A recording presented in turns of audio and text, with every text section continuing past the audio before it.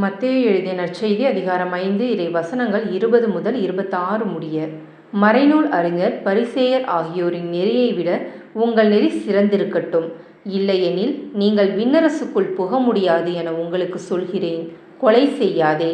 கொலை செய்கிறவர் எவரும் தண்டனை தீர்ப்புக்கு ஆளாவர் என்று முற்காலத்தவருக்கு கூறப்பட்டிருப்பதை கேள்விப்பட்டிருக்கிறீர்கள்.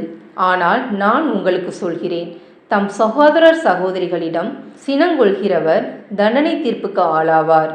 தம் சகோதரரையோ சகோதரியையோ முட்டாளே என்பவர் தலைமை சங்க தீர்ப்புக்கு ஆளாவார். அறிவிலியே என்பவர் எரி நரகத்துக்கு ஆளாவார்.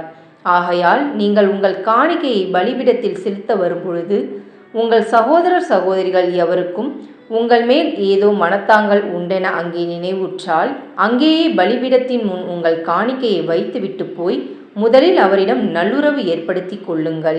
பின்பு வந்து உங்கள் காணிக்கையை செலுத்துங்கள்.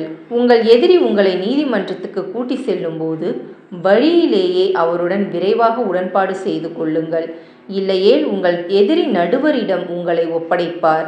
நடுவர் காவலரிடம் ஒப்படைக்க நீங்கள் சிறையில் அடைக்கப்படுவீர்கள். கடைசி காசு வரை திருப்பி செலுத்தாமல் அங்கிருந்து வெளியேற மாட்டீர்கள் என உறுதியாக உங்களுக்கு சொல்கிறேன். இது கிறிஸ்துவின் நற்செய்தி. கிறிஸ்துவே உமக்கு புகழ்.